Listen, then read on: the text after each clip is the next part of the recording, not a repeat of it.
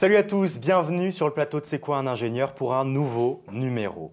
Mes amis, je vous le dis, un vent de Picardie souffle sur ce plateau, frais à n'en pas douter, mais vivifiant comme il se doit. Pourquoi, me demanderez-vous? Eh bien parce que des étudiants de l'ESCOM à Compiègne m'ont rejoint sur ce plateau aujourd'hui pour parler des métiers d'ingénieur. Et comme j'étudie à l'Université de technologie de Compiègne, j'ai un peu l'impression de me retrouver en famille.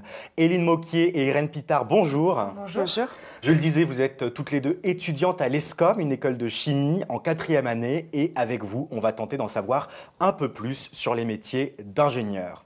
Alors, j'ai envie de rentrer directement dans le vif du sujet avec toi, Irène. Est-ce que pour toi, un ingénieur, c'est une machine à calculer sur pattes ou est-ce que c'est un peu autre chose, par exemple quelqu'un qui sait s'adapter? Pour moi, un ingénieur, ça doit avoir une certaine rigueur, une certaine logique mathématique, mais aussi on va être amené à travailler en groupe ou à manager une équipe. Donc pour ça, on doit avoir des qualités assez humaines, comme par exemple de l'empathie. Donc je pense qu'un adapteur, un ingénieur, ça doit s'adapter forcément au monde qui l'entoure, et puis également avoir une logique. Alors toi, Éline, qu'est-ce qui t'a donné envie de rejoindre une école d'ingé? Alors moi j'ai rejoint une école d'ingénieur après 3 ans de faculté. Ce qui m'a donné envie de rejoindre cette école d'ingénieur pour être diplômée donc ingénieur, c'est surtout le fait d'avoir des connaissances en sciences humaines, d'apprendre tout ce qui était relations à l'entreprise et aussi bien sûr comme la recherche universitaire ne me plaisait pas tellement, je voulais me rapprocher du monde de l'industrie et je sais qu'avec un diplôme de l'ingénieur c'est possible de s'en rapprocher. On est plus près en tout cas de l'industrie. Voilà, c'est ça. Et justement, tu es passé de 3 ans à la fac à une école d'ingé. Est-ce que c'est différent les enseignements? Alors oui, il y a beaucoup de choses différentes. Par exemple, à la fac, on fait vraiment que des sciences. J'ai fait que de la chimie et un petit peu d'anglais. Alors que quand je suis arrivée en école d'ingénieur, voilà, j'ai retrouvé ce côté sciences humaines, des matières qui nous apprennent aussi à nous connaître nous, comme la connaissance de soi. La différence, c'est aussi qu'en faculté, on nous apprend à être autonome, on ne nous suit pas vraiment, donc ça nous oblige à nous organiser sur le travail. Alors qu'en école d'ingénieur, on est beaucoup mieux encadré par les professeurs et aussi on est plus proche au niveau des amis, on est tous un petit peu plus unis qu'à la soudés. Voilà, soudés qu'à la faculté. Avec les périodes d'intégration, ça permet de créer des liens. C'est ça. Irène, d'après toi, quelle place on doit donner dans un cursus d'ingénieur pour les sciences humaines? Alors je t'explique un peu le topo. Moi je suis étudiant à l'UTC dans un cursus qui s'appelle Humanité et Technologie où on fait le pari de faire autant de sciences humaines que de sciences, j'ai envie de dire inhumaines, mais en tout cas de sciences dures. Est-ce que c'est aussi important que ça pour toi? Oui, parce que dans notre cursus ingénieur, on a à peu près une part de 30 à 35%. Non négligeable. Oui, effectivement. On fait du droit, du management. Et puis, moi, je fais partie d'un programme, grâce à l'école, qui est les Cordées de la réussite. Et en fait, c'est une grande école, pourquoi pas moi. D'accord. Donc en fait,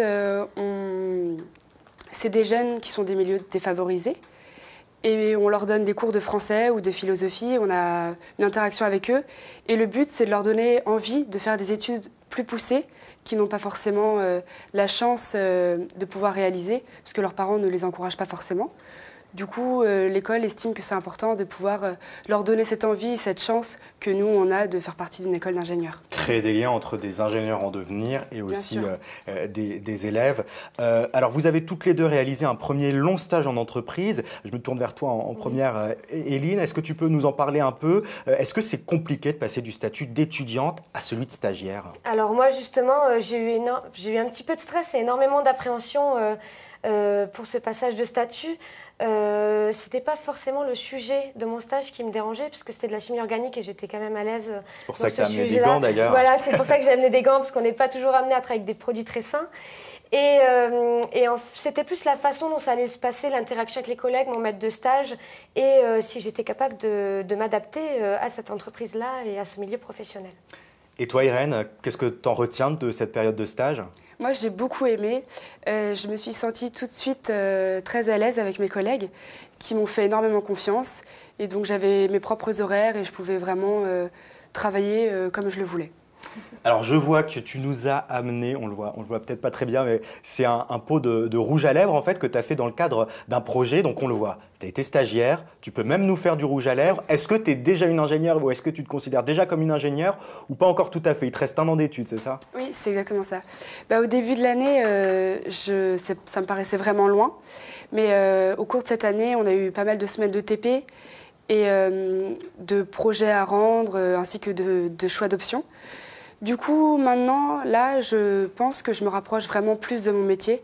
Et donc, pourquoi pas, oui, je me sens peut-être ingénieure. Ingénieure. Et toi, Éline, tu te projettes vers quel type de métier, de branche plus tard? Alors moi, ce serait plutôt la branche agroalimentaire, puisque l'année prochaine, je vais me spécialiser en chimie alimentaire, tout ce qui est formulation.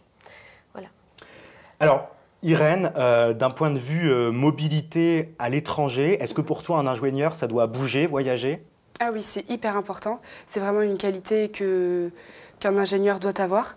Par exemple, moi, cet été, je pars 3 mois en stage à Montréal. D'accord, ah oui, un stage à l'étranger du coup. Donc, dans un cursus ingénieur, en fait, on est obligé de valider à l'international pour avoir une certaine ouverture d'esprit et s'adapter à toute situation. Et toi, Éline, pareil, l'étranger? Alors moi, l'étranger, je trouve ça très important aussi parce que du coup, je vais étudier en République tchèque pendant un semestre. D'accord, 6 mois à l'étranger? C'est ça, 6 mois à l'étranger, donc dans une université. Des appréhensions? Beaucoup moins que si je devais faire un stage, parce que j'aime beaucoup voyager et je trouve ça très important parce que ça nous donne une certaine ouverture d'esprit sur la culture et ça nous permet de nous adapter à un système, même si celui-ci n'est pas forcément dans un cadre professionnel. C'est aussi une école d'ingénieur que tu vas faire là-bas ou c'est la fac? Alors, c'est une faculté. Voilà, donc c'est essentiellement des matières scientifiques que je vais effectuer. Et tu parles le tchèque ou pas du tout? Pas du tout. Je pense qu'on va parler essentiellement anglais là-bas. Voilà.